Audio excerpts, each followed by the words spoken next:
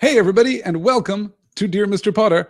I'm Alistair Stevens, and this is episode 37, Black is Back. It's going to be a fun discussion tonight. This is the 7th session of our 3rd season of Dear Mr. Potter, and in tonight's reading, we're going to discuss chapters 13 and 14 of Harry Potter and the Prisoner of Azkaban, and let me tell you, not a lot's going to happen tonight, unless you're super into Quidditch, which I'm not really. There is a weird structural format that we find in all of J.K. Rowling's works, up until the last book, I guess. And even then, in the last book, there are some other structural challenges that we're going to have to confront. But because J.K. Rowling made the purposeful decision to have each of these books map to the academic year, we're oftentimes left with a kind of elongated second act. And we're certainly seeing that in Prisoner of Azkaban. We're seeing a kind of lull in the action. We're closing in, you guys, on the end of the book. We don't have that many more weeks. And the end of Prisoner of Azkaban is really solid. But unfortunately, between now and then, we're going to spin our wheels a little bit. It is going to be February. It is February, in fact, in the course of this week's reading. So we're just kind of passing the time until the finale is ready to happen. We're going to get some great content, I should say, in tonight's reading, particularly in the end of chapter 14. The end of chapter 14 is very good. That's the end of Snape's Grudge, and we get a lot of good Snape, and we get a lot of good Lupin, and we get a decent amount of good Harry, which is great. But up until then, unless you're particularly into the Firebolt or you're into Oliver Wood being just super enthusiastic about Quidditch, you guys, there's not a lot here that advances the plot. There's not a lot that drives us forward. Drama is generated by the focal compression of three discrete elements: conflict, time, and space. When all of those three are tightly focused, tightly constricted, then drama naturally ensues. When you have a strong conflict occurring in a limited space, occurring in a limited time, then your story kind of tells itself. When one or more of those elements is loose, though, or is entirely absent, if there is no time lock, if there is no spatial lock, if there is no conflict, then it becomes that much more difficult to tell your story, to keep it dynamic, to keep it compelling, to keep your reader on the hook. And reading this week's session, I was struck again by the thought that Prisoner of Azkaban would be markedly improved, I think, improved beyond its already exceptional status, if we had simply a stronger time lock. If we had, imagine for a moment that we had begun in the middle of the summer holidays, as we do in the course of this book, and then concluded the book at Halloween or at Christmas or even at New Year. If we had tightened up the timeline so that the presence of Sirius Black was a real and present danger throughout Harry's first term in his 3rd year at Hogwarts, then we would be left with a naturally more dynamic and engaging story. That would have been a natural consequence of the, as I say, focal compression of all three of those elements. We've got a lot of conflict here, particularly after last week's reading and the true dimensionality of the threat posed by Sirius Black. We've got a lot of conflict. We've got good spatial compression, good spatial focus throughout Harry Potter, because we're basically limited to Hogwarts. That is going to be the other half of the weird decompression that we get in the 7th book, to kind of look ahead all the way to the end of Dear Mr. Potter, that we'll be discussing in, I don't know, about a year or so, I guess, maybe a little more than that. But here we're left a little loose. Everything's just given a little too much time. And that's going to be something of a problem as we're moving through, but it's going to be just fine. Mike is joining us for his first ever live stream. We've got Becca and Art and Jamie and Jenna and Angela and Nikki, and Rohit is here, and Karen is joining us, and Aaron is joining us, and Brittany is joining us. Guys, it is so good to have you all here with us tonight. Let's see. Oh, we've got some questions already. Good Lord. Joseph is asking in a somewhat metatextual fashion what I think the first question will be. Well, Joseph, I was anticipating your question, so I knew it would be yours. There we go. Start answering, done answering. There we go. Oh, and Rohit is asking, do you think that the dead time to keep the structure year-long is used effectively for character development? No. I mean, there are certain instances, yes, but there is nothing that is accomplished.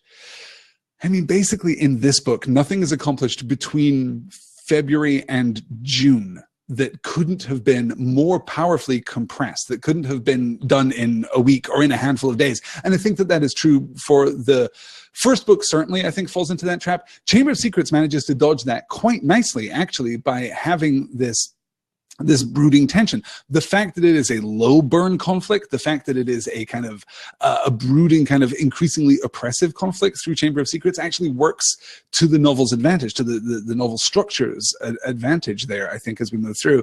We're going to have a definite shift in focus by the time we get into Goblet of Fire, of course, because of the necessary focus that is put on the Triwizard Tournament. That is going to kind of counterweight the entire structure of that book in a really interesting way, but again, not necessarily a completely transparent way. But yes, we get some good character development, but not, I would argue, for our power trio here. I don't think that Harry, Ron, and Hermione really benefit from the extra time here, which is, of course, ironic for Hermione in the course of this book. We do get some good and positive character development for some of our minor characters, but really, I'm not sure how much that contributes to the story that we are purporting to tell here in The Prisoner of Azkaban. And since this isn't a plot relevant question, I'll answer this one too. Aaron asks, which song do you prefer out of Paint It Black, Back in Black, and Backstreet's Back? There is a correct answer to this question, and it is Back in Black. Surely. Is that not the right answer? Yeah, I'm pretty confident on that one, you guys. Good. Okay. Oh, and we're already talking about Cho. This is good. This is strong. I'm very happy to be talking about Cho tonight too. Okay, this is for all that it's a fairly loose kind of structure here. We do have a lot of slides to cover, so we should probably get started with the beginning of chapter 13 and the apparent dissolution of. Let me mark that as answered. With the apparent dissolution of our power trio friendship. Let me share this slide with you. Here we are. And put the focus on it, because I also have to do that, and I always forget to. Here we go. It looked like the end of Ron and Hermione's friendship, we learn. Each was so angry with the other that Harry couldn't see how they'd ever make up. Ron was enraged that Hermione had never taken Crookshank's attempt to eat Scabbers seriously, hadn't bothered to keep a close enough watch on him, and was still trying to pretend that Crookshanks was innocent by suggesting that Ron look for Scabbers under all the boys' beds. Hermione, meanwhile, maintained fiercely that Ron had no proof that Crookshanks had eaten Scabbers, that the ginger hairs might have been there since Christmas, and that Ron had been prejudiced against her cat ever since Crookshanks had landed on Ron's head in the magical menagerie. Personally, Harry was sure that Crookshanks had eaten Scabbers, and when he tried to point out to Hermione that the evidence all pointed that way, she lost her temper with Harry, too. Okay, side with Ron, I knew you would, she said shrilly. First the firebolt, now Scabbers. Everything's my fault, isn't it? Just leave me alone, Harry. I've got a lot of work to do.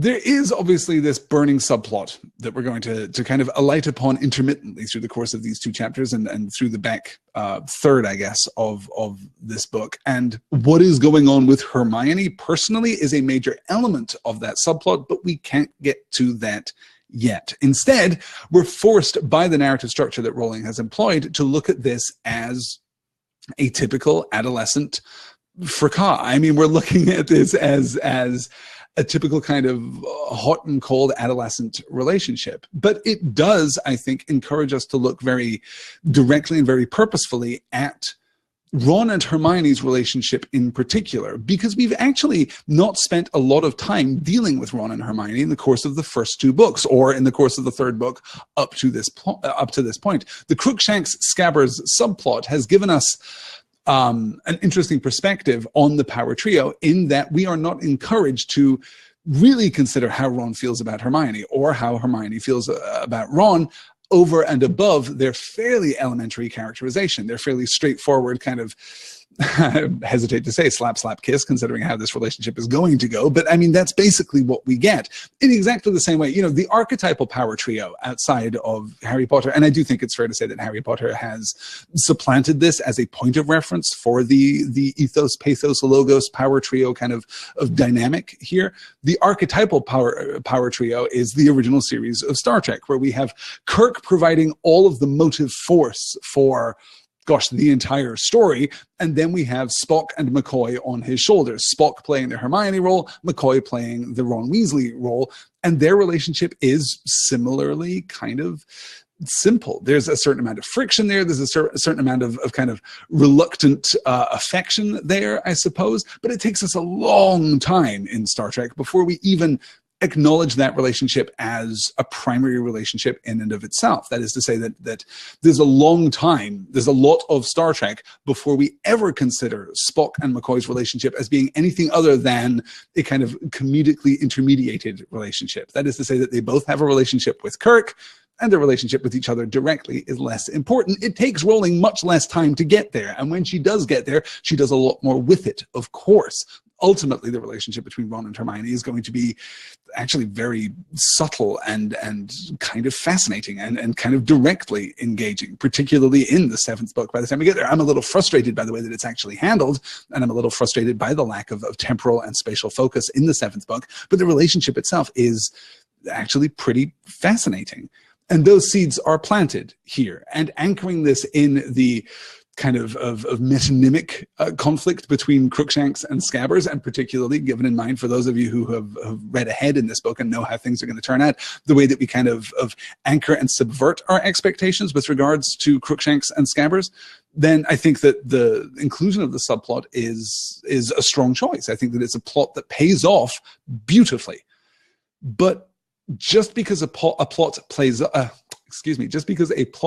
off beautifully doesn't mean that every step along the way is immediately rewarding and immediately satisfying. And I am, as I think many of us are, somewhat frustrated by the mechanics of separation here, somewhat frustrated by the fact that we don't have the power trio. I think, as I observed last week, that Harry Potter works best when the trio is operating as a single protagonistic unit, which is what the ethos, pathos, logos, trifecta should do. The reason that we are kind of separating, prismatically these qualities into three different characters is so that we can get a better perspective on each, and so that we can play with some of those internal and external dynamics.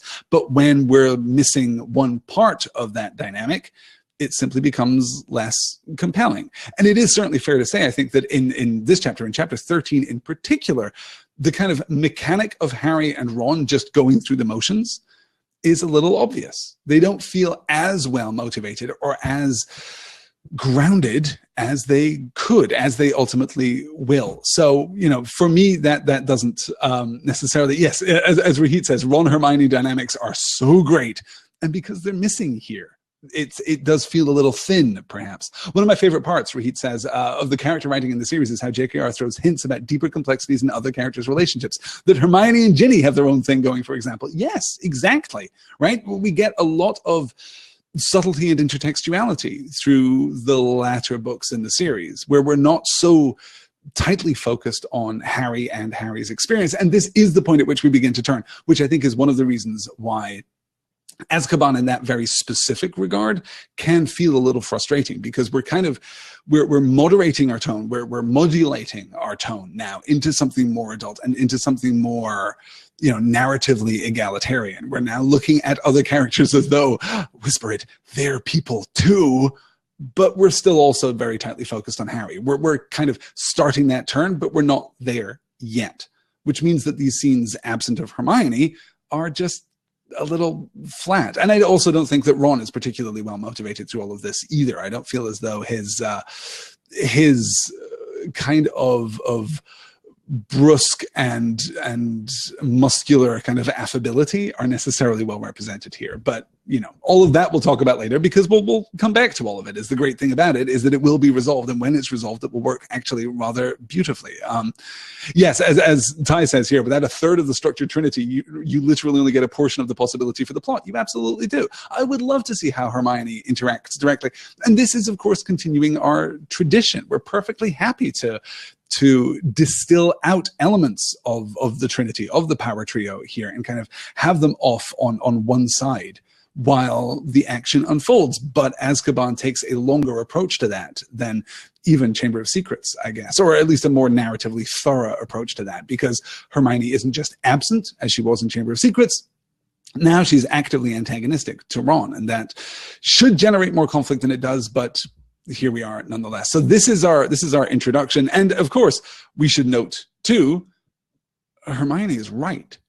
Hermione's kind of almost supernatural ability to distill truth from complex circumstance is admirable. And yet in this book, it maybe feels a little a little too heavy-handed. It maybe feels a little too one-sided, you know. Ron is pretty resolutely in the wrong, as is Harry. You know, we can be pretty sure of that already, never mind how these plots are going to finally turn. Rahid says, how would I have done this conflict differently then, out of curiosity? I think that you can do this conflict differently just by not giving the escape hatch of absence to Hermione, right? If you compel the power trio to spend time together, you can have the same lines of conflict, but they actually have to still work together. When one element, this goes back to what I was talking about at the beginning, right? You need a kind of a primary focus of conflict, of space, and of time. And here there is no primary conflict of space because Hermione can just leave, and then she's absent from the plot. So we've got this slow burn degeneration of the power trio relationship, but the power trio dynamic, effectively, or the nested set of dynamics, but we don't have that present antagonistic pushback. And partly that's because there's simply nothing important enough holding our power trio together at this point. The entire plot at this point in Prisoner of Azkaban is just a little bit loose. It's just a little bit ill-disciplined at this point. So what I would do is contract the timeline and have a more fixed focus for our protagonist, effectively, for our, you know, our Gestalt protagonist of the Harry, Ron, Hermione character. That would work a little better, I think. Yeah. Hermione would have solved it all in one chapter, says Angela, which I think is pretty fair. Yes. Yeah, see, this is exactly the point. Melissa says here, she'd probably guess most of the answers, referring to Hermione, but I wonder if she could have the emotional intelligence to do what Harry does in the end. That's exactly right. It is still Harry's story. Hermione can solve the mystery, but she can't, in a sense, solve the problem. She can't resolve the conflict. She can fulfill her role as our you know, voice of rationality and logic here in the power trio dynamic, but she is not the actor. She is not the hero here. That's Harry. He's the one who can unify Hermione and Ron, and without Hermione's presence, I mean, you can even do a story where without Hermione's presence, Harry loses that valuable perspective, but that's not the story that we're telling here at all. And ultimately, in the seventh book, when Ron goes missing for an extended period, we're not going to kind of counterbalance that by having Harry be too swayed by logic and rationality. Quite the opposite. In that case, you know, Harry is basically going to switch and fulfill the Ron role in that dynamic. But there are ways of doing it, but it's just still a little padded. And it's padded because of the temporal concern, I think, not even because of the character concern. It's padded because we're just biding our time until the end of the school year. Okay, for all of that, though, let's keep pushing on and take a look. After Quidditch practice, as I say, a lot of Quidditch in this chapter, which is appropriate since it's entitled Gryffindor versus Ravenclaw. After Quidditch practice, we get this. Harry shouldered the firebolt, and he and Ron walked out of the shadowy stadium, discussing the firebolt's superbly smooth action, its phenomenal acceleration, and its pinpoint turning. They were halfway toward the castle when Harry, glancing to his left, saw something that made his heart turn over. A pair of eyes gleaming out of the darkness. Harry stopped dead, his heart banging against his ribs. "What's the matter?" said Ron. Harry pointed. Ron pulled out his wand and muttered, "Lumos." A beam of light fell across the grass, hit the bottom of a tree and illuminated its branches. There, crouching among the budding leaves, was Crookshanks. "Get out of here!" Ron roared, and he stooped down and seized a stone lying on the grass. But before he could do anything else, Crookshanks had vanished with one swish of his long ginger tail. "See?" Ron said furiously, chucking the stone down again. "She's still letting him wander about wherever he wants. Probably washing down Scabbers with a couple of birds now." Harry didn't say anything. He took a deep breath as relief seeped through him. He had been sure for a moment that those eyes had belonged to the Grim. They set off for the castle once more. Slightly ashamed of his moment of panic, Harry didn't say anything to Ron. Nor did he look left or right until they had reached the well-lit entrance hall. So here, we take a very powerful and kind of potentially archetypal encounter for Harry that is another run-in with the Grim, which is going to be all the more powerful when we contrast it, or when we theoretically, hypothetically contrast it with the reappearance of Sirius Black at the end of this chapter. But instead, we turn it back into another beat in the Ron Hermione story. We just have an appearance of Crookshanks.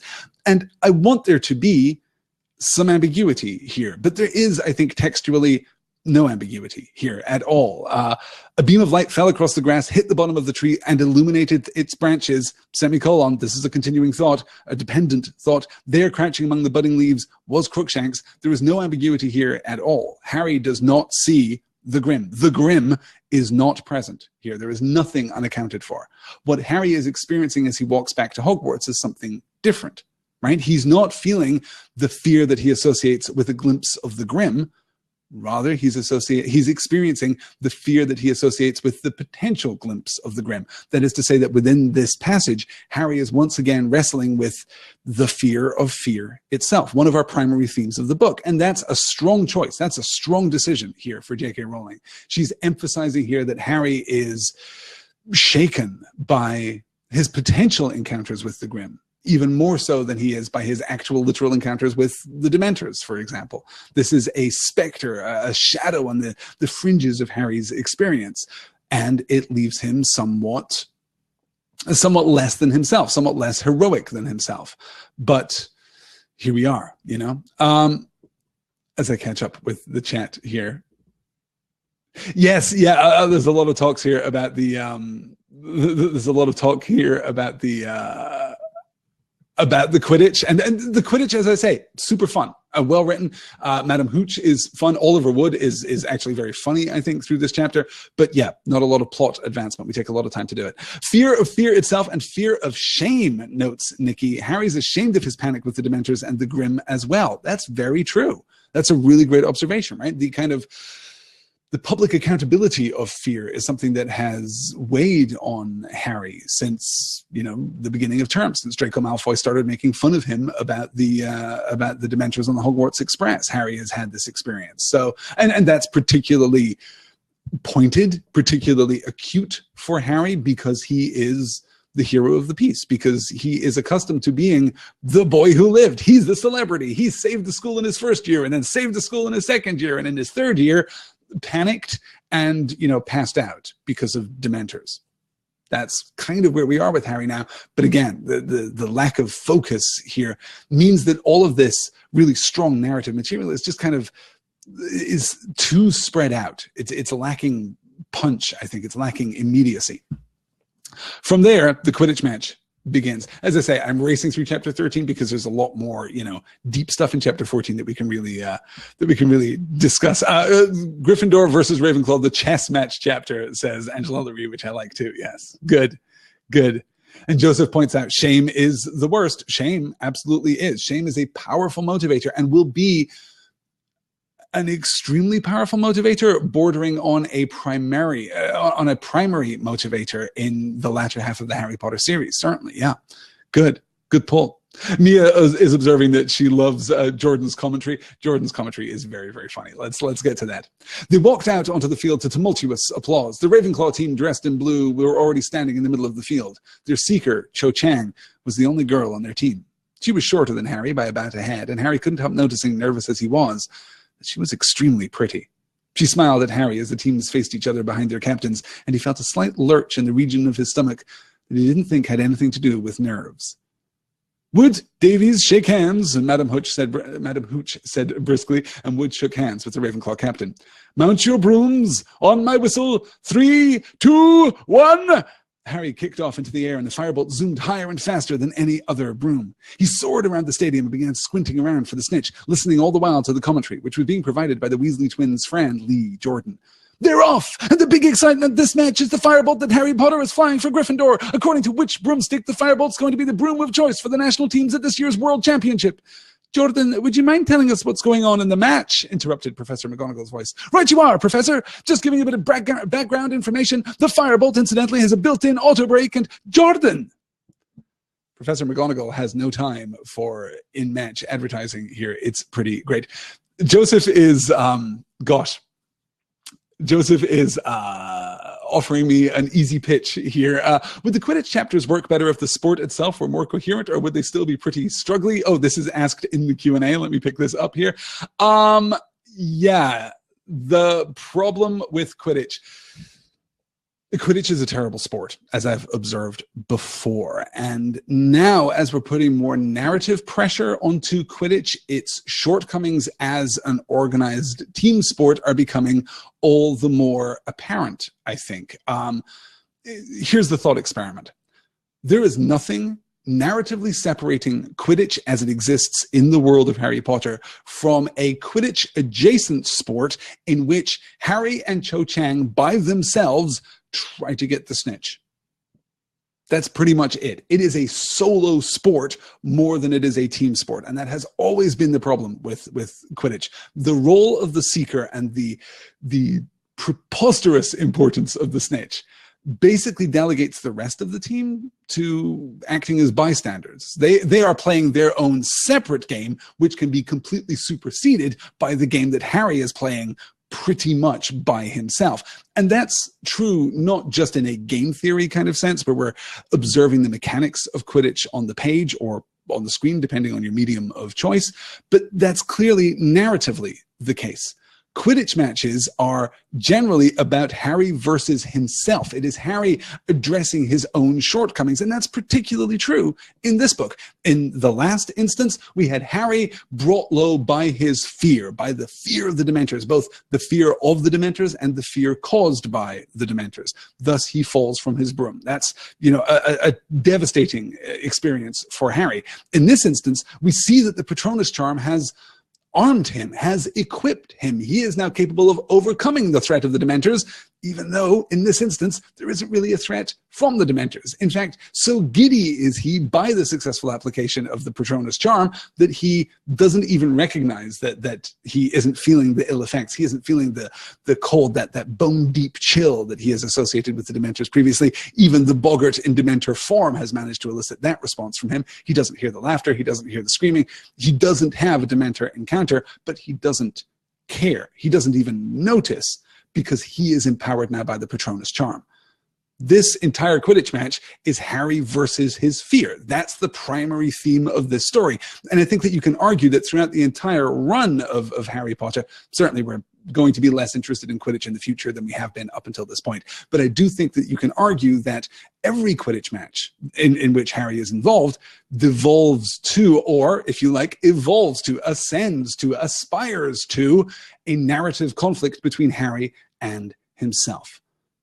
In this instance, that has perhaps reached its apotheosis in this instance. Harry is engaging with his own fear and his own capability in a very direct way that renders the rest of his team completely irrelevant, of course, because it's Quidditch, so the rest of his team is functionally irrelevant, but it also renders Cho Chang, the Ravenclaw Seeker, completely irrelevant too. It is just about Harry versus himself. This is a man versus himself story, and Harry comes out triumphant, which is great. And narratively, there's a lot of good there. Narratively, there's a lot of power there. But Quidditch is something of a misfire. Yeah, because it's a badly constructed sport. And that's fine, because not everyone can design games. Not everyone, that should not be necessarily within every author's bailiwick, because the ability to design a completely new game from scratch. It's fine that J.K. Rowling doesn't, really distill a good and thorough set of rules that would lead to an engaging sporting event. That's not really her job. And Quidditch certainly works thematically and aesthetically. It feels like the kind of sport that Wizards would play. And I think that you can make the argument even going, one step further and kind of presupposing a kind of intentionality from J.K. Rowling. You could even say that the focus on individual exceptionalism, which we see within the bounds of the Quidditch match, is actually representative of the wider wizarding world, that the wizarding world itself is inclined toward the recognition of exceptional characters and exceptional characteristics.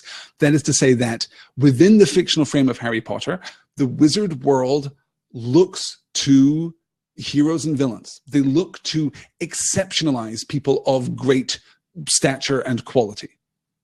And Quidditch is kind of a recognition of that. It is kind of a sport for seekers And that's all. And I know I haven't even looked at the chat about this, but I know that there's going to be some pushback. And I know that J.K. Rowling has kind of argued this point, and I know that some fans of Quidditch have argued this point. And that's, you're completely entitled to argue that point. But there is nothing narratively up until this point in the books which suggests that Quidditch is in any way a functional team sport, like at all. The significance of the snitch and the significance of the seeker just completely overshadow everything else that's happening on the field.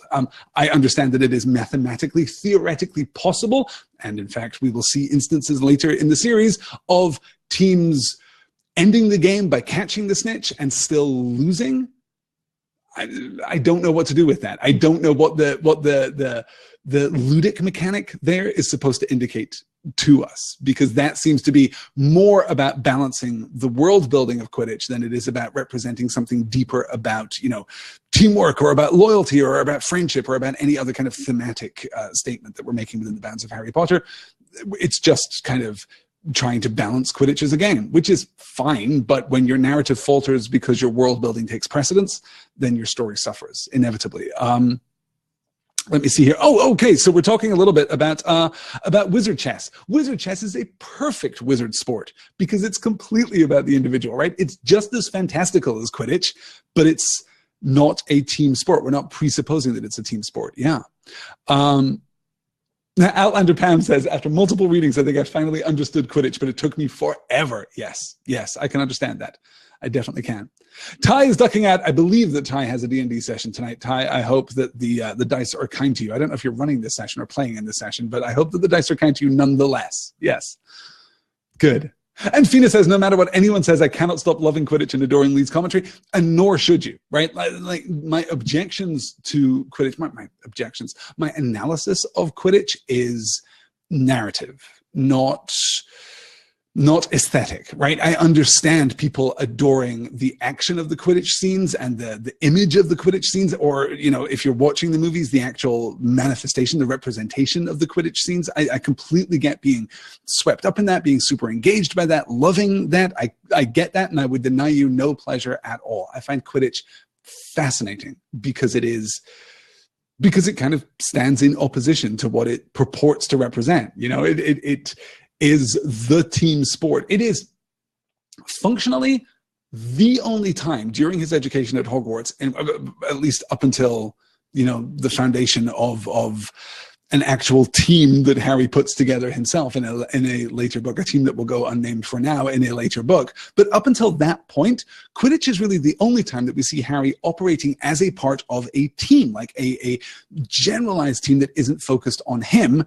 And that should be valuable, except because of the way that Quidditch is constructed, it's still focused on him. I could talk a lot about Quidditch, you guys. Good. Quidditch, says Mike, feels very firmly rooted in the less well thought out Philosopher's Stone version of the magical world. Mike, that is a great observation. I think you're absolutely right. In the much more bewildering, much less coherent version of the wizarding world that we're presented with in the Philosopher's Stone, Quidditch fits beautifully. Of course, the rules make no sense because the entire world makes no sense to Harry when he is 11, when he is becoming accustomed to the patterns and the rhythms and the structures of the wizarding world. It is supposed to be somewhat unfathomable. That, I think you're right. But the decision to kind of retrofit that into the rest of the wizarding world is more problematic. Yeah. Like the bonkers currency system, he says. Yes, good. That's a good pull. So Sundray says, is Exploding Snap a game? Oh, yeah, we're referencing the fact that they also play. Yeah, Bryce says there is Exploding Snap as well. Not sure if there's a dedicated club or not, though. We actually get reference to Exploding Snap in tonight's reading because Neville suggests that he and Harry play it when neither one of them can go to Hogsmeade for obvious reasons. Yeah, Exploding Snap I took to be, a game of Snap as is played with a deck of cards which explode. That was always how I read it. I don't know if we ever get... I don't think that we ever get a better explanation or a more acute explanation of it, but yes. And gobstones, yes, okay, good. All right, let's keep going. So the match is going well. As I say, Harry spies the Dementors. He casts the Patronus Charm. Turns out, not actually Dementors, but he does win the match nonetheless. McGonagall is furious. They head back to Gryffindor Tower for the party. We get a brief beat where Harry tries to talk to Hermione. And then ultimately we end on Ron's dream here. This is beginning in Harry's POV. He had a very strange dream. He was walking through a forest, his firebolt over his shoulder, following something silvery white. It was winding its way through the trees ahead, and he could only catch glimpses of it between the leaves. Anxious to catch up with it, he sped up, but as he moved faster, so did his quarry. Harry broke into a run, and ahead he heard hooves gathering speed. Now he was running flat out, and ahead he could hear galloping. Then he turned a corner into a clearing and, "Ah! No!" Harry woke as suddenly as though he'd been hit in the face. Disoriented in the total darkness, he fumbled with his hangings. He could hear movements around him and Seamus Finnegan's voice from the other side of the room. "What's going on?" Harry thought he heard the dormitory door slam. At last, finding the divide in his curtains, he ripped them back, and at the same time, Dean Thomas lit his lamp. Ron was sitting up in bed, the hangings torn from one side, a look of utmost terror on his face. "Black! Sirius Black! With a knife!" Sirius Black has invaded the Gryffindor dormitory. We'll get to that in a moment. Couple of key details that we have to note here. Harry is apparently experiencing, either Harry is experiencing a quasi-prophetic dream, or Harry is demonstrating a degree of intuition, which is bordering on the divinatory. In one way or another, Harry is kind of possessed of knowledge which he ought not to possess at this point. Remember later in the book that he is clearly catching something silvery white fleeing through the trees. Silvery white is the description that we have attached to the Patronus charm. We have attached that to the Patronus charm all the way from the beginning. Even in this very chapter, we've drawn that connection. So it's winding its way through the trees ahead. He can only catch glimpses of it between the leaves. Anxious to catch up with it, he sped up, but as he moved faster, so did his quarry. That is an interesting choice of words, given what I believe this will turn out to be later in the book. Harry broke into a run. Ahead, he could hear hooves gathering speed, and then we get galloping too. So Harry is demonstrating an insight here, which is potentially at least profound. And it's fascinating to think, particularly in the context of a book that is somewhat preoccupied with questions of divination, it's fascinating to think that Harry is clearly possessed of some kind of perceptive ability here, some kind of insight here. Harry hears hooves. Oh dear, says Gildarts Winters. Excellent, excellent. And Aaron asks, wouldn't Harry's subconscious be trying to form his Patronus at this point? Totally makes sense. He would be dreaming of it as his spirit would be working on the fully realized form. Possibly. I mean, that's a really fair point of speculation. We don't know for sure. We don't know exactly what it is that governs the Patronus form itself. It seems to be, it's unique and it's associative, right? That is to say that there is generally something about the personality of the caster of the Patronus charm and the continuing personality of the wielder of the Patronus charm that defines the shape of the Patronus. That does seem to be true. We're going to get innumerable examples of that later in the book, in the series, excuse me. But right now at this point, it's possible that Rowling already has that in mind, but it's also possible that Harry is, particularly given how we're going to encounter his Patronus later in the story, it's also possible that Harry is somewhat disconnected from time, that there's something happening here for him. Yes, minor, yeah, you guys, there's only so much that we can do to avoid minor spoilers here, but yes, we're almost done. Jenna says, I love that JKR takes up a whole line with Ron's blood-curdling scream. I am noticing more and more as I read this book in particular, the way that Rowling uses all caps versus the way that she uses italics. We're actually going to get a slide later that's going to give us an opportunity to look at that perfectly. Let me see here. Jamie's asking, is anyone having video issues? It should be okay. Just hit refresh. It should be all right. I'm sorry. We're still, it's a less perfect edition, but the streaming from Crowdcast is better, but still not perfect, I'm afraid. But yeah, good. Okay. I wonder, asks Katie, if Hermione has prophetic dreams, maybe a side effect of a certain item. I would be fascinated by that. I would be really interested to once again, I kind of want the story from a more general perspective than we get it. So that is Ron's nightmare. And then we learn that far from it being a nightmare, it turns out, you guys, if you'll forgive the pun, that this situation is really, really serious. Professor McGonagall was back. She slammed the portrait behind her as she entered the common room and stared furiously around. I am delighted that Gryffindor won the match, but this is getting ridiculous. Percy, I expected better of you. I certainly didn't authorize this, Professor, said Percy, puffing himself up indignantly. I was just telling them to get back to bed. My brother Ron here had a nightmare. It wasn't a nightmare, Ron yelled. Professor, I woke up and Sirius Black was standing over me holding a knife. Professor McGonagall stared at him. Don't be ridiculous, Weasley. How could he possibly have gotten through the portrait hole? Ask him, said Ron, pointing a shaky finger at the back of Sir Cadogan's picture. Ask him if he saw, glaring suspiciously at Ron. Professor McGonagall pushed the portrait back open and went outside. The whole common room listened with bated breath. Sir Cadogan, did you let a man enter Gryffindor Tower?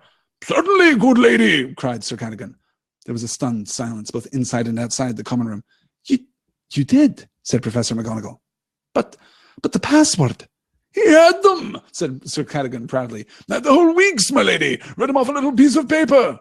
Professor McGonagall pulled herself back through the portrait hole to face the stunned crowd. She was white as chalk. Which person, she said, her voice shaking, which abysmally foolish person wrote down this week's passwords and left them lying around? There was utter silence, broken by the smallest of terrified squeaks. Neville Longbottom, trembling from head to fluffy slippered toes, raised his hand slowly into the air.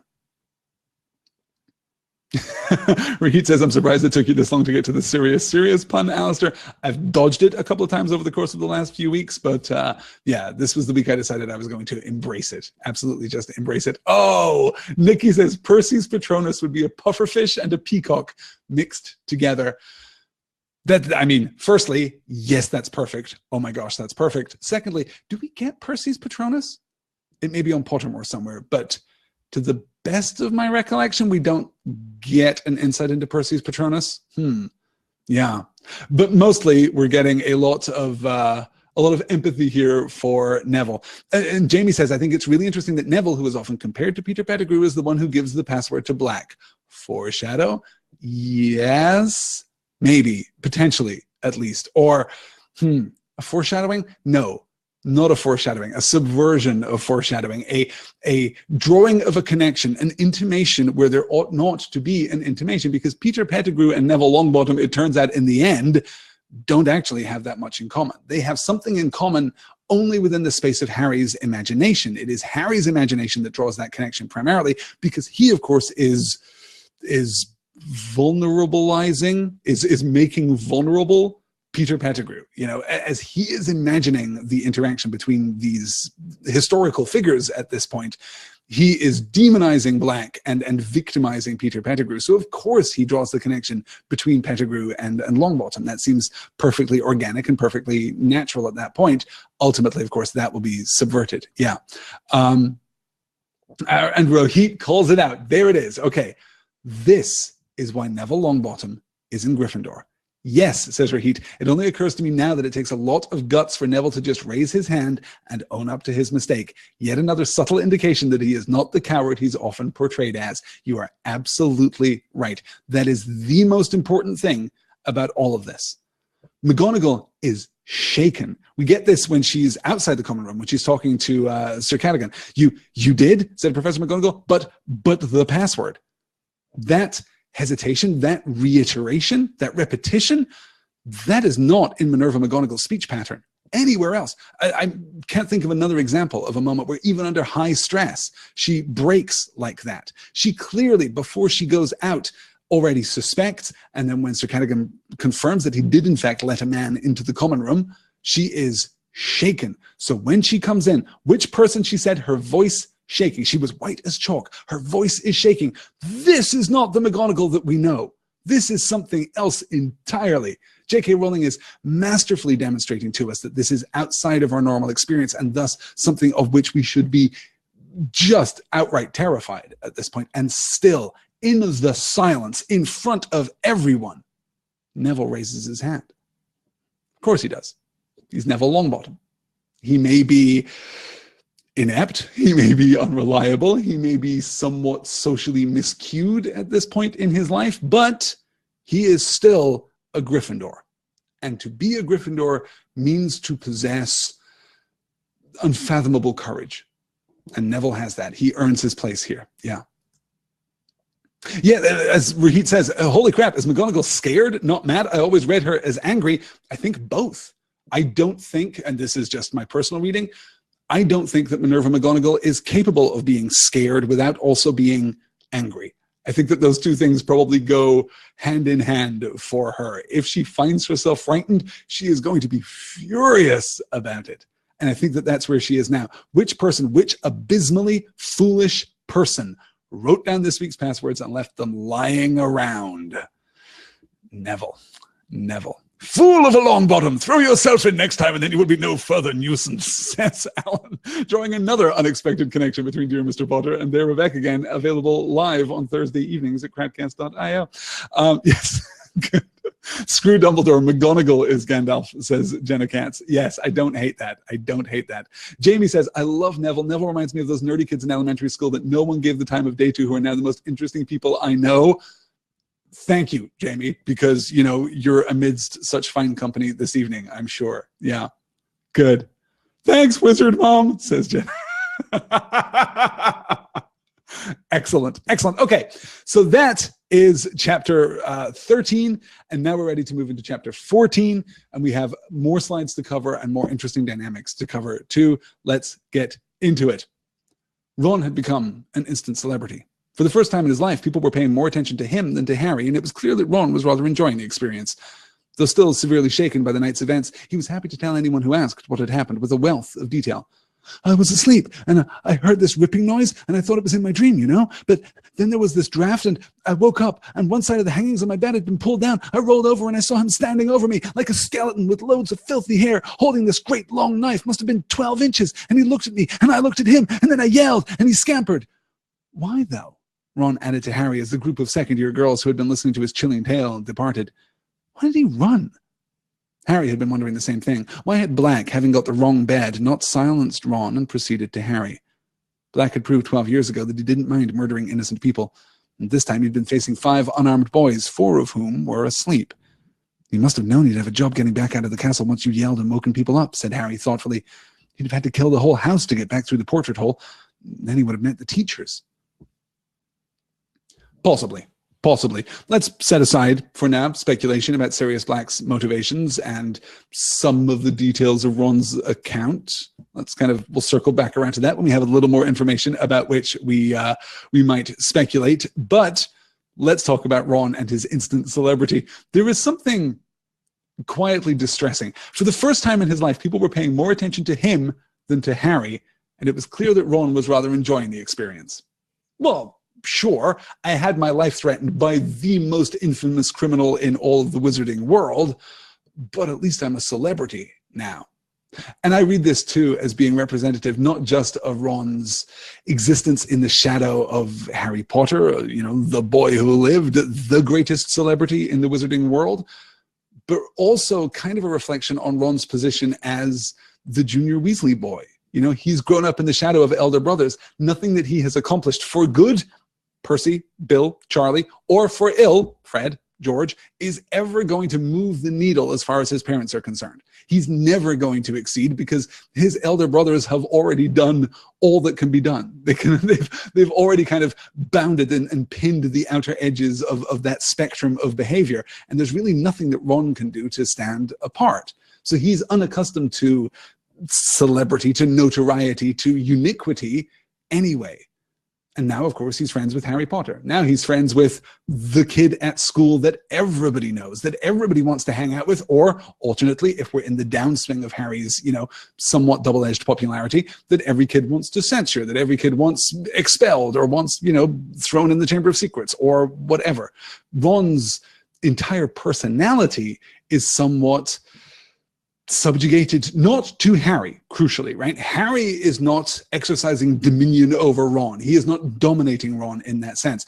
But Ron's personality is somewhat influenced and somewhat bounded by, not his personality, I guess. Okay.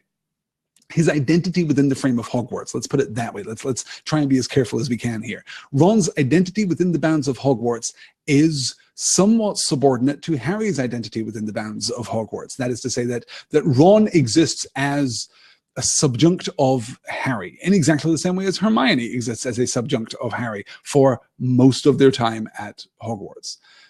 that's not necessarily a bad thing. And certainly neither Ron nor Hermione begrudge that. I think that bond of friendship is authentic and powerful. And ultimately, of course, these books are going to become more and more about loyalty and friendship than they have been even up until this point. But that relationship must be hard for Ron. And I don't begrudge him enjoying his moment of celebrity here.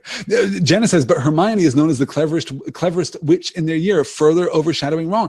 That's right. That's actually fair, because Hermione does have a uniquity and an identity that is all her own, even as she is friends with Harry, and Ron doesn't. He's just the littlest Weasley boy, you know? He's just the youngest brother in the Weasley clan, and that's pretty much it, which we can argue does give him a kind of notoriety, which is to say that everyone seems to know him, everyone seems to recognize him, but he's not special in the way that Hermione or Harry are special. And that's fine, because Hufflepuffs don't care about special, right? Hufflepuffs don't care about uniquity. And as I've said many times before, though Ron is technically Gryffindor because he's protagonist adjacent, he is the embodiment. His is the heart and the soul of the Hufflepuff, as it should be. I mean, God, look at his parents. Of course, Ron should be a Hufflepuff. We discussed last time how Hermione's response to Buckbeak's trial is legalism. Hermione's going to go to her books and she's going to find a legalistic, rational, logical challenge at the iniquity of all of this. And Ron makes a cup of tea, because of course Ron makes a cup of tea. That's perfect. So I don't begrudge him enjoying this, but I do love that we're connecting this back to Harry, that we're explicitly connecting it back to Harry. People were paying more attention to him than to Harry for the first time in his life. And the fact that we say in his life and not for the last, 2.5 years, which is the duration of his friendship with Harry at this point, the fact that we say for the first time in his life, I think you could kind of just say for the first time in his life, people were paying more attention to him, period. More attention to him than the other people standing near him. For once, Ron gets the focal attention. Yeah. If Ron feels no one pays attention to him, imagine how Hannah Abbott feels. This is Hannah as what? The Hufflepuff's Hufflepuff? Hannah as the Ron of the Hufflepuff set? Yeah. I mean, but this is the thing. Hufflepuffs don't care, right? That's our Hufflepuff t-shirt. Hufflepuffs don't care. Ravenclaws, it would be, I'm trying to think now, I'm trying to improvise, t-shirt slogans for all of the houses. Gryffindors charge in. I think that's appropriate. Ravenclaws will figure it out. Hufflepuffs don't care. Hufflepuffs don't care. Badger pride, says Brittany Blumenthal. Yes, there is a turning point, I think, in the evolution of one's maturity when one begins to appreciate Hufflepuffs. And that, I think, is the point, at which one puts away childish things, when one realizes actually being a Gryffindor would be fine as long as you're within the bounds of the story. But in real life, Hufflepuffs, it's what it's all about. Yeah. Slytherins will kill you, says Jenna. That's their t-shirt. Yes, that's fair. That's fair. Good. All right.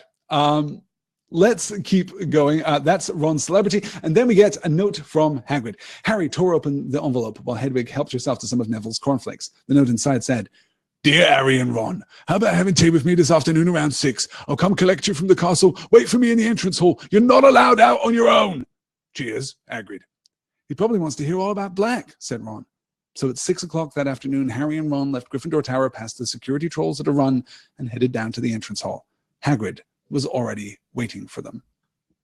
Just, yes, as Mia points out, Hagrid all caps. And Jenna says, I love Hagrid exercising authority.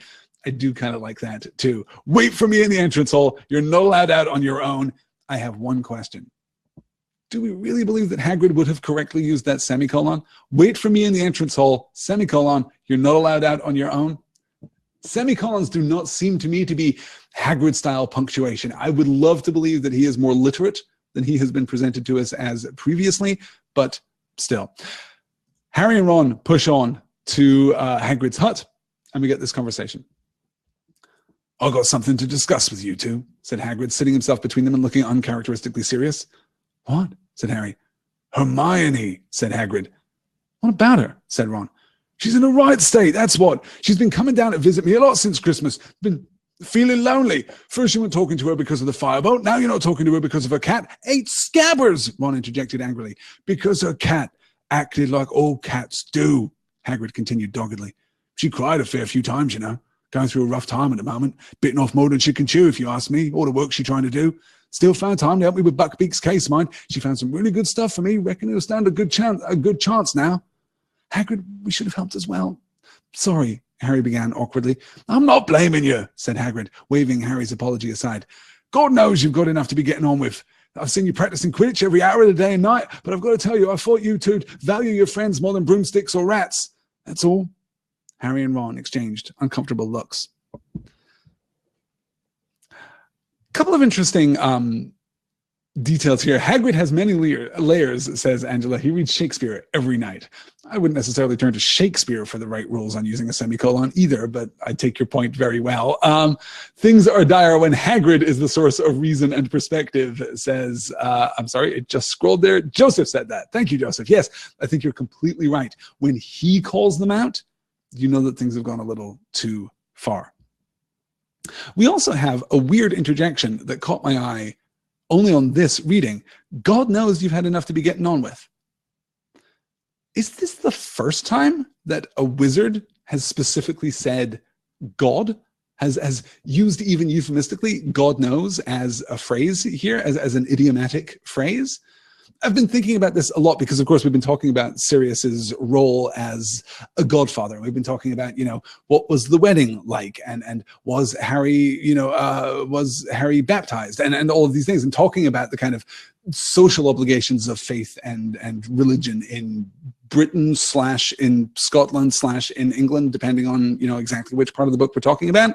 But this seemed to jump out to me. It's, yeah, as Brittany says, normally it's Merlin, right? Yes. That's what I thought. Wizard God, says Jenna. Oh, okay. So this is the, yes, it could be. Yeah, it doesn't necessarily mean that it's, yes, Merlin is the wizard God, says Gildarts, who lives in Avalon. Gosh, we should be doing this. We should be doing some Arthurian legends alongside the Harry Potter series. That would be a really interesting crossover.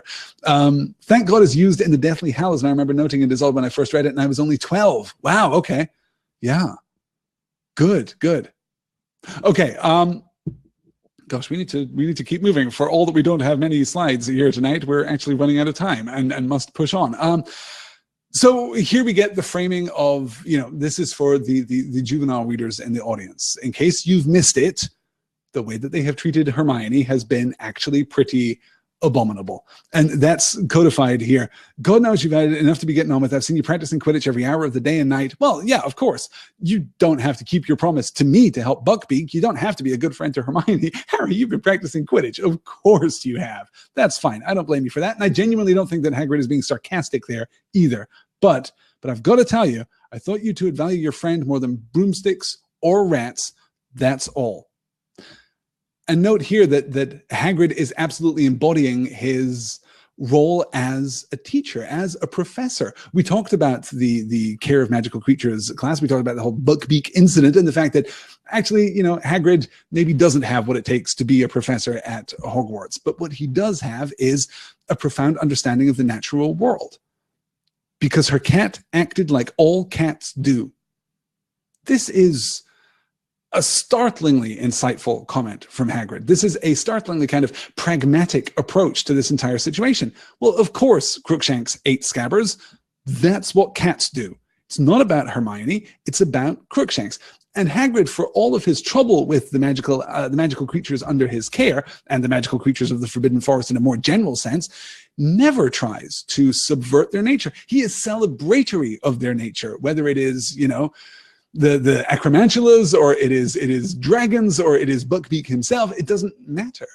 Hagrid celebrates the creatures for what they are, for their own essential nature.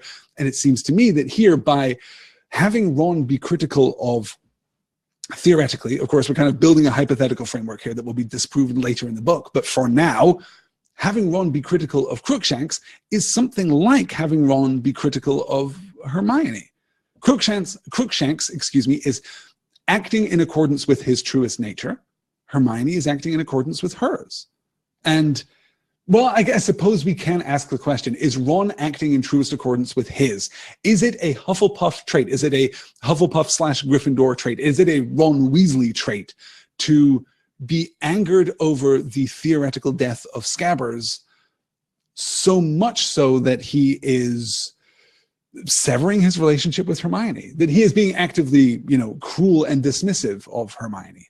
Well, maybe. But ultimately, of course, this book is going to give us a stronger perspective on that kind of innate personality, that innate identity. And it'll be interesting to circle back around to these questions of who we really are and what we really are when we have all of the necessary information.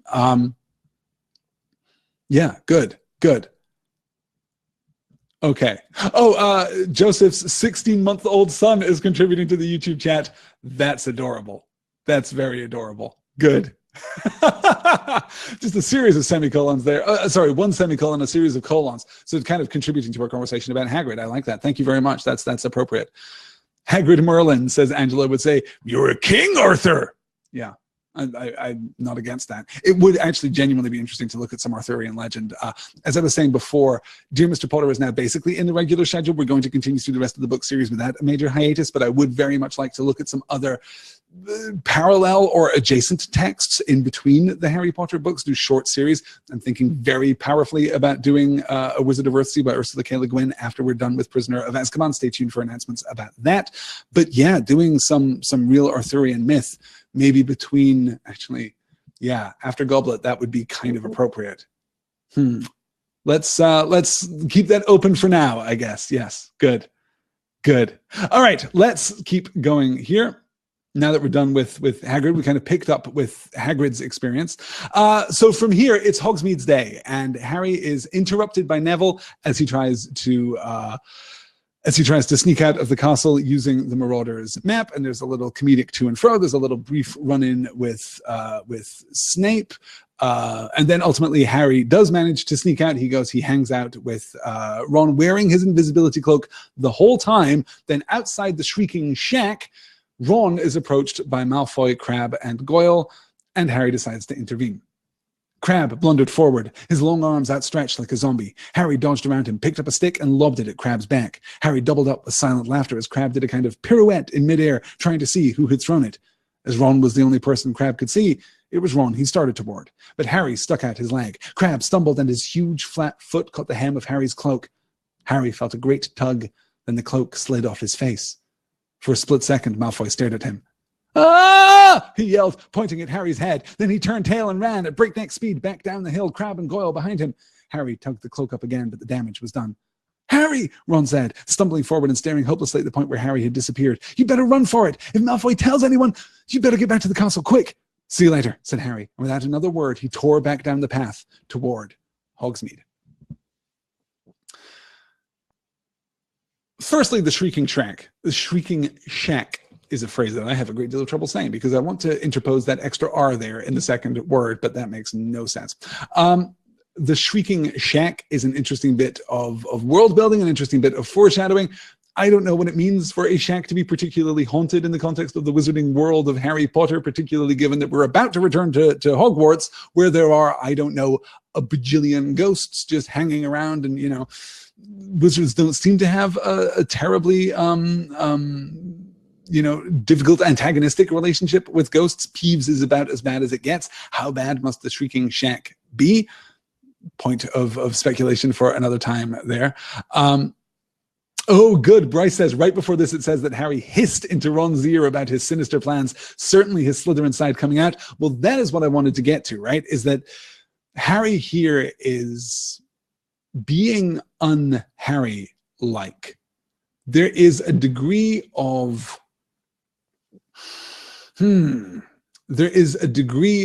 planning that goes into his prank here. There is a degree there is a power imbalance between what Harry is doing and what Malfoy, Crabbe, and Goyle are suffering at this point. And it does feel a little, again, like Harry slipping away from the true path of Gryffindor. Now, we talked about this, last week when we talked about, I think it was last week, when Hermione is concerned that Harry is just going to up and kill Sirius Black, or try to, certainly get himself in trouble again. And Harry doesn't deny it. Harry dodges the accusation, but he is thinking serious thoughts about Sirius Black. And here again, we see him acting this brings us back to this question of identity. Is he acting in accord with his true nature right now? Or is he breaking his true nature for other reasons? Now, it's clear, of course, that Malfoy deserves it. He's a terrible and despicable human being, and he is actively bullying Ron when Harry intercedes. But still, Harry plans this, and it is dishonest. It is certainly less honest than we would like it to be for our comfort. Yes. Good. Angela asks, is Harry being influenced by the One Ring? It all connects. No, probably not. Yes, Outlander Pam, this is exactly the point. Outlander Pam says, can you imagine what a different story this would be if this story were told from Draco's perspective? Absolutely. So Harry races back to Hogwarts, but he doesn't get there before Draco, presumably because Draco can just go on the road, and Harry has to race back to Honeydukes and then take the secret passage all the way back into Hogwarts. But he runs foul of Snape. Mr. Malfoy has just been to see me with a strange story, Potter, said Snape. Harry didn't say anything. He tells me that he was up by the Shrieking Shack when he ran into Weasley, apparently alone. Still, Harry didn't speak. Mr. Malfoy states that he was standing talking to Weasley when a large amount of mud hit him in the back of the head. How do you think that could have happened? Harry tried to look mildly surprised. I don't know, Professor. Snape's eyes were boring into Harry's. It was exactly like trying to stare down a hippogriff. Harry tried hard not to blink. Mr. Malfoy then saw an extraordinary apparition. Can you imagine what it might have been, Potter? No, said Harry, now trying to sound innocently curious. It was your head, Potter, floating in midair. There was a long silence. Maybe he'd better go to Madame Pomfrey, said Harry. If he's seeing things like, what would your head have been doing in Hogsmeade, Potter? Said Snape softly. Your head is not allowed in Hogsmeade. No part of your body has permission to be in Hogsmeade. I know that, said Harry, striving to keep his face free of guilt or fear. It sounds like Malfoy is having Malfoy is not having hallucinations, snarled Snape, and he bent down, a hand on each arm of Harry's chair, so their faces were a foot apart. If your head was in Hogsmeade, so was the rest of you. Trying to stare down Snape is exactly like trying to stare down a hippogriff. This is not a empty point of comparison. I think this is a functional point of comparison. What are we told about hippogriffs and how might they relate to Severus Snape? Well, in their utter, unassailable pride. They are arrogant creatures. They are prideful creatures. And Snape, throughout this chapter, responds to Harry not just in the light of the injustice that has apparently been done. He is right, of course. Harry doesn't have permission to be in Hogsmeade. And given the circumstances surrounding Hogwarts right now, surrounding Hogsmeade right now, Harry definitely shouldn't have been there. Nonetheless, Harry went. He broke the rules. That's what he does. And Snape is going to give us a perspective on that in just a moment. But really, what he's mad about is that he caught Harry in the act in the hallway and couldn't prove it. He has Harry now and can't prove it. His pride has been wounded. So we see a connection between Snape and Buckbeak here, I think, in general. Snape will take any chance to poke at Harry, says Mal. Yes, absolutely. Good. Your head is not allowed in Hogsmeade, says Nicole. Always loved that line. I love it too. There is a sense that Snape is actually having a good time with Harry right now, presumably because he knows that he has the upper hand. So, he said, straightening up again, everyone from the Minister of Magic downward has been trying to keep famous Harry Potter safe from Sirius Black. But famous Harry Potter is a law unto himself. Let the ordinary people worry about his safety. Famous Harry Potter goes where he wants to, with no thought for the consequences. Harry stayed silent. Snape was trying to provoke him into telling the truth. He wasn't going to do it. Snape had no proof yet. How extraordinarily like your father you are, Potter, Snape said suddenly, his eyes glinting. He, too, was exceedingly arrogant. A small amount of talent on the Quidditch field made him think he was a cut above the rest of us, too, strutting around the place with his friends and admirers. The resemblance between you is uncanny. My dad didn't strut, said Harry before he could stop himself, and neither do I. Your father didn't set much store by rules either, Snape went on, pressing his advantage, his thin face full of malice. Rules were for lesser mortals, not Quidditch Cup winners. His head was so swollen. Shut up! Harry was suddenly on his feet. Rage, such as he had not felt since his last night in Privet Drive, was coursing through him. He didn't care that Snape's face had gone rigid, the black eyes flashing dangerously. What did you say to me, Potter? I told you to shut up about my dad, Harry yelled. I know the truth, all right? He saved your life. Dumbledore told me you wouldn't even be here if it wasn't for my dad. Insulting James Potter, not the best way to bully Harry into telling the truth here, I think. And yet, of course, Snape has a point. I mean, not about James. We don't know enough about James at this point to even speculate, but we know enough about Harry, and he seems to be completely right. Notice how we modulate. Throughout the first slide, he refers to Mr. Malfoy, and he refers to Harry as simply Potter. But then we modulate that. Everyone from the Minister of Magic downward has been trying to keep famous Harry Potter safe from Sirius Black, but famous Harry Potter is a law unto himself. Let the ordinary people worry about his safety. Famous Harry Potter. Here he is leveraging Harry's celebrity as a means of assaulting his character. He is using Harry's fame as a means of undermining what it is that makes him Harry Potter. He's using it as the proof of Harry's lack of concern, lack of compassion, lack of perspective, even. It's pretty shocking. Yes, Jamie says, it's still so awful to taunt a child by saying terrible things about their dead dad. Yes, as Jenna says, God, this hurts so much. Just as Harry's starting to feel a connection with his parents, he's learning more about them and hearing them in his head. Insults to them work more on him than they used to. Yes, that's beautiful. Good. Oh, and Bryce has a different perspective. James was a bully in his day, and we just saw Harry being a bully. How extraordinarily like his father, indeed. Right? There is a profound connection here, and let's get to it. Well, in fact, first, let's go back in time to Harry Potter and the Philosopher's Stone. Right at the end of Harry Potter and the Philosopher's Stone, this is the interaction that Harry has with Dumbledore when Dumbledore tells him that aforementioned detail about Severus Snape. Quirrell said, Snape, Professor Snape, Harry. Yes, him. Quirrell said he hates me because he hated my father. Is that true? Well, they did rather detest each other. Not unlike yourself and Mr. Malfoy, and then your father did something Snape could never forgive. What? You saved his life. What? Yes, said Dumbledore dreamily. Funny the way people's minds work, isn't it?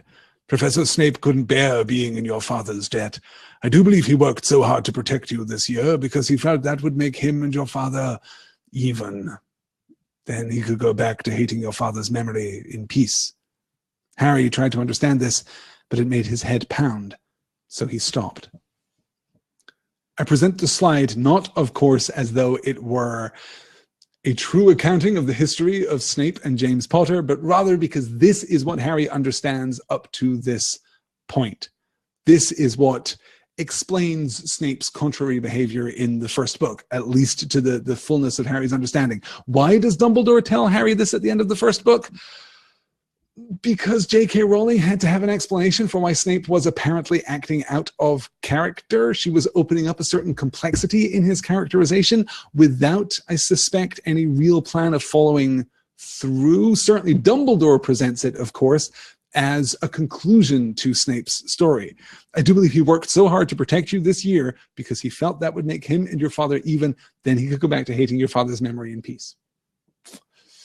How'd that work out for you? Was that fine? Was that good? Is that an adequate explanation? Well, not really, I guess. Yes. Fina's observing. There is, for those of you not listening to this live, not joining me here for the live video, there is a convention here in the Crowdcast.io chat room that because we can't do @ signs to kind of indicate when we are speaking to someone, we offset people's names in caps. So if you're referring to Fina, you type Fina in all caps. If you're referring to Becca or Jenny or Jamie, then you type Becca or Jamie or Jenna or Jamie in all caps. And as Fina says, these all caps feel like we're all screaming at each other. It does feel very enthusiastic in the chat because anytime someone says something, there's a response in all caps as other people say that person's name, which I kind of like, actually. I kind of like the, it's like Norm on Cheers. It just kind of feels like it's that, a hailing of your fellows. It works out. Passionately shouting, says Nicole. Yes. Oh, is that why we're camping, says Aaron. I had missed that. Yes. And Jenna says, I'm always screaming, in all caps. It's good. It works out. That works out. It's fine. Then you're just, anticipating the movement here. Yes. Ryan says, saw this on Twitter this morning. On a scale from Snape to Littlefinger, how do you treat your former crush's child? Oof. Yeah. Snape, I think, is probably the better. Wait, is that a spectrum, firstly, or are they just occupying the same point on the spectrum? I'm not sure. I would need to give that much more serious thought to determine how much space there is between a Snape and a Littlefinger in that regard. Yes, but it's pretty tough. I don't know what we're yelling about, says Bryce in all caps. And Alan replies, we just really love Harry Potter, which I think is fair. Okay, so a couple more slides to go. Here we go. This is when Snape is trying now, frustrated as he is, to access the Marauders map. Professor Severus Snape, master of this school, commands you to yield the information you conceal, Snape said, hitting the map with his wand. As though an invisible hand were writing upon it, words appeared on the smooth surface of the map. Mr. Mooney presents his compliments to Professor Snape and begs him to keep his abnormally large nose out of other people's business. Snape froze. Harry stared, dumbstruck at the message, but the map didn't stop there. More writing was appearing beneath the first. Mr. Prongs agrees with Mr. Mooney and would like to add that Professor Snape is an ugly git. It would have been very funny if the situation hadn't been so serious. And there was more. Mr. Padfoot would like to register his astonishment that an idiot like that ever became a professor. Harry closed his eyes in horror. When he'd opened them, the map had had its last word. Mr. Wormtail bids Professor Snape good day and advises him to wash his hair, the slime ball. Harry waited for the blow to fall. The reaction of the map to Snape is a beautiful piece of world building in that it, again, subverts our expectation. It extends our understanding of what the Marauders map is. It draws a personal connection, which is vivid and, yes, somewhat vile. It draws intimations, which are right there on the page and which we are not necessarily encouraged to consider outright at this point. Yes, Rahit says, master of this school. What? This is so odd. Despite all his numerous vices, Snape has always been loyal and deferring to Dumbledore at the last. Why is he suddenly the master of the school? Master here would be an archaic English term referring to a teacher or a professor. He is a master of the school. He is not the head master. That is where headmaster is derived from, right? He is the head master. He is the leader of the masters.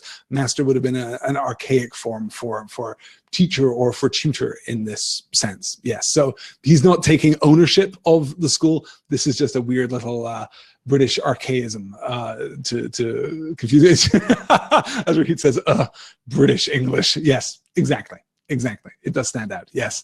Yeah, he's not taking ownership of Hogwarts there. He is, technically speaking, a master of the school in exactly the same way as Flitwick, or even Hagrid at this point is a master of the school too. Good. What would the map say to Dumbledore, asks Mel. That would be fascinating. I would be very curious to know that. Yes. Yes. Oh, a few people were calling out master of the school. Yeah, good. Good. And Mia says, master of the school, is that the master or something like distinguished professor? Yes, the latter. Good. I love the Marauders snark, says Mel. That's good. It is very, very good, right? It's, I mean, so personal, so acute, so pointed. So, I mean, just foul. It feels Fred and George Weasley-esque, which is appropriate considering the provenance of the map from Harry's experience here. But it also drives Snape's personal antagonism. There's a reason that this chapter is entitled Snape's Grudge. It drives his personal antagonism towards Harry to all new heights, so much so that he calls in the expert. Snape pointed at the parchment on which the words of Messrs. Mooney, Wormtail, Padfoot, and Prongs were still shining. An odd, closed expression appeared on Lupin's face. Well, said Snape. Lupin continued to stare at the map. Harry had the impression that Lupin was doing some very quick thinking. Well, said Snape again. This parchment is plainly full of dark magic. This is supposed to be your area of expertise, Lupin. Where do you imagine Potter got such a thing? Lupin looked up and, by the merest half-glance in Harry's direction, warned him not to interrupt. Full of dark magic, he repeated mildly. Do you really think so, Severus? It looks to me as though it is merely a piece of parchment that insults anyone who reads it. Childish, but surely not dangerous. I imagine Harry got it from a joke shop. Indeed, said Snape. His jaw had gone rigid with anger. You think a joke shop could supply him with such a thing? You don't think it is more likely that he got it directly from the manufacturers? Harry didn't understand what Snape was talking about, nor apparently did Lupin. You mean by Mr. Wormtail or one of these people, he said. Harry, do you know any of these men? No, said Harry quickly. What do we make of directly from the manufacturers? What is Snape getting at in this passage? I have reread this passage a dozen times today, trying to understand exactly the implication here, because a superficial reading would suggest that, hey, I know exactly who the manufacturers of this map are, Lupin, and I'm asking you outright, did you give this to Harry? But that doesn't seem to be supported by Lupin's response. What is this blank response? Do you mean by Mr. Wormtail or one of these people? He said, Harry, do you know any of these people? What possible bearing could that have on Snape's accusation? If Snape knows, then Lupin most certainly knows that Snape knows, right? So what is Snape doing? Particularly because getting it from a joke shop could well be the smoking gun proving that Harry was in Hogsmeade, or at least Snape could play it off as the smoking gun that Harry was in Hogsmeade. Having proof that he was in the village, that's all that Snape wants, because then if he knows that Harry was in the village, well, not only has he broken the restriction on him going to Hogsmeade, but also he assaulted Draco Malfoy, Crabbe, and Goyle, and presumably has some means of invisibility. That would be of great interest to Snape, presumably, at this point in the story. So what do we make of this? Let me see here. Oh, that's interesting. Mia says, still concerned the parchment responds with agency like the diary did. That is weird and has way too many dark echoes. That's a very good point, right? Because the parchment doesn't just respond to Snape, but it responds to Professor Snape. So it is actively responding. It isn't just like a coded key phrase that was put into the parchment when the parchment was created. It is capable of responding in some way. And of course, yes, you're right. I mean, it does echo the movement of the text on the pages of Tom Riddle's diary. Yeah. No way they were that careful with their nicknames in school, says Brittany. Well, yeah. Snape totally knows who they are. Right. So what then is Lupin doing? Because if Snape knows, Lupin must know that he knows. What do we make of this? Yeah, never trust something if you can't see where it keeps its brain, says Rahit, quoting Arthur Weasley there. I love that. Yes, Lupin is playing dumb, says Nikki, which means that presumably, I'm inclined to agree with you, Nikki, but that would mean that Snape is actually in a kind of a third space here where he suspects but does not know, and Lupin knows that he suspects. Like, that would be the only way in which playing dumb would actually work. Harry, do you know any of these men? As Lupin says that to Harry, that would only work if he were trying to keep a secret with Snape. If he were trying to, distance himself from Snape's accusation, he's clearly not doing that. Yes, Lupin is gaslighting him, says Jamie, crediting Jenna for that one. Yes, good. All right, let's, gosh, we are almost out of time. I can't believe how quickly tonight's session has gone. This, though, is our last slide for the evening. Harry didn't dare look at Snape as they left his office. He, Ron, and Lupin walked all the way back to the entrance hall before speaking. Then Harry turned to Lupin. Professor, I don't want to hear explanations, said Lupin shortly. He glanced around the empty entrance hall and lowered his voice. I happen to know that this map was confiscated by Mr. Filch many years ago. Yes, I know it's a map, he said as Harry and Ron looked amazed. I don't want to know how it fell into your possession. I am, however, astounded that you didn't hand it in, particularly after what happened the last time a student left information about the castle lying around, and I can't let you have it back, Harry. Harry had expected that, but was too keen for explanations to protest. Why did Snape think I got it from the manufacturers? Because, Lupin hesitated, because these map makers would have wanted to lure you out of school. They'd think it extremely entertaining. Do you know them? Said Harry, impressed. We've met, he said shortly. He was looking at Harry more seriously than ever before. Don't expect me to cover up for you again, Harry. I cannot make you take Sirius Black seriously, but I would have thought that what you have heard when the Dementors draw near would have had more of an effect on you. Your parents gave their lives to keep you alive, Harry. A poor way to repay them, gambling their sacrifice for a bag of magic tricks. I like, says Becca, that Lupin takes the boys aside and scolds them privately. Good adulting. Yes, good adulting. I mean, technically, he is the professor of the defense against the dark arts at Hogwarts. Technically, he has a professional relationship with Severus Snape. Theoretically, at least, they're on the same side. And yet, he lies to Snape. And though he says, don't expect me to cover up for you again, Harry, I guess even by saying that, he's acknowledging that he has, in fact, covered up for Harry here.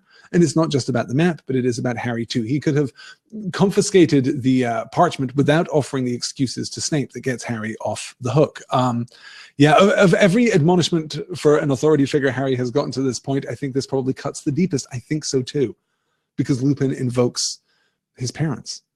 Think of what you hear. Think of the screaming that you hear. Think of the laughter that you hear when a Dementor draws near. I would have thought that that sacrifice earned a little care and caution from you, Harry. Think of what your parents gave up for you, and now here you are, behaving irresponsibly, behaving as a third-year student would, behaving, as we'll find out later, but already suspect, behaving like your father's child. Yeah, good. I am shocked that you kept a magical map that shows the castle and where everyone is in the castle. Shocked, says Angela, channeling Casablanca there. That's excellent. Yes. Good. Yes, Lupin's admonishment can cut the deepest because Lupin is the closest to his family. Yes, the closest to his family that we've met thus far. Yes, absolutely. Yeah, Harry lands in reality with a bump, says Angela. That, guys, I'm sorry, I have a very hard out this week, so I have to wrap up right now, in fact. But the next session, chapters 15 and 16, well, boy howdy, how things step up as we move into the final turn of this book. We have only a few weeks left here in Harry Potter and the Prisoner of Azkaban. We're going to cover the rest of the book, 2 chapters at a time. And then, of course, we're going to talk about the movie, too. But next week, in our first session in October, we're going to cover chapters 15 and 16, the Quidditch final, and Professor Trelawney's prediction. Of important note here, next week's session, 3 p.m. Eastern, 2 p.m. Central on Tuesday, October the 3rd. I know that that is an inconvenient time for many of you who are joining me live tonight, but I know that it is a very convenient time for many of you who are not joining me live tonight. We have only a few sessions left, and I do want to schedule a couple of them at more European and Australian friendly time zones, I guess. So I'm doing the best that I can. 3 p.m. Eastern next week, 2 p.m. Central next week for chapters 15 and 16, the Quidditch final and Professor Trelawney's prediction. Let me see if I have a minute to answer a question or two here. Does the fact that both men and women are allowed to play Quidditch together show that the magical community has moved past gender roles, or is it just that there isn't enough players to fill a roster, asks Bryce. This is really interesting and perhaps maybe a leaping off point for a larger discussion. There doesn't seem to be a meaningful separation of boys and girls at Hogwarts, and yet there is a kind of nominative separation, They are witches and wizards, and we don't always follow that as clearly or as closely as we may. We kind of drop the use of the word witch later in the series, I guess, because magic is magic is magic is magic. There doesn't seem to be a functional difference between witches and wizards. It seems to be at least a gender difference. But yes, I mean, it does seem to be a little more progressive than the Muggle world, a little more progressive than our own world. And certainly, co-ed sporting events seems representative. And certainly by the time that we get to the Triwizard Tournament in Goblet of Fire, I mean, that's pretty much on the table, right? The greatest wizards from these schools compete, and one of them happens to be a girl. That seems to be completely acceptable and in no way shocking or outrageous at that point. But yeah, I do think there was an interesting conversation to be had about gender roles in Harry Potter more generally than that, particularly since it's so weird that in Prisoner of Azkaban we get the faintest hints of what will become major plots later. Starting with Goblet of Fire, guys, we are going to be pretty preoccupied with romance as a sub-theme here in the rest of the series. Love and love stories are going to be very important to us, but they're all but absent from Azkaban. We get a little fractious tension between Ron and Hermione. We get the slap before the kiss, and then we get, oh, hey, the Ravenclaw Seeker's pretty hot. That's Cho Chang. I like her quite a lot, says Harry. That's where we are. So we'll circle back around to that perhaps when we have a little more information. But yes, certainly superficially a little more egalitarian than we might expect. Last time you said you didn't like it. This is Joseph's question. Last time you said you didn't like it when the power trio gets broken up. But what role does the breaking up play in better understanding the importance of the power trio? Arguably, almost none. Almost none. I mean, we take Ron out of the equation in Philosopher's Stone, and this is right at the end, of course, as we're facing our challenges right at the end of Philosopher's Stone. Ron gets taken out of the equation, and we don't really suffer for his absence, though admittedly in Philosopher's Stone that time scale is such that we don't really have the opportunity to suffer for his absence. Then Hermione is taken out of the picture in both Chamber of Secrets and Prisoner of Azkaban, and we should be missing her logic and rationality. We should be missing her perspective. And I guess there is a sense in Azkaban that Hermione's role in the final kind of turn of the plot, see what I did there? Her role in the final turn of the plot is actually representative of what was missing from the story up until that point because of her absence.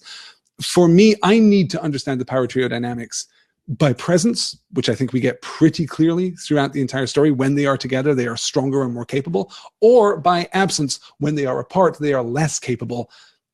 And I just don't see that. I don't generally see how Harry and Ron are weakened by the absence of Hermione, or how Harry and Hermione are weakened by the absence of Ron.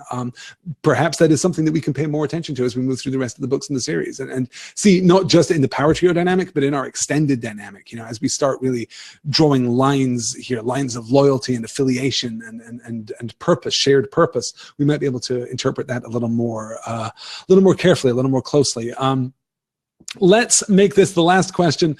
Oh gosh, how long would, this is another question from Joseph, how long would Hogwarts survive as an institution if Fred and George got the invisibility cloak? Not long, you guys.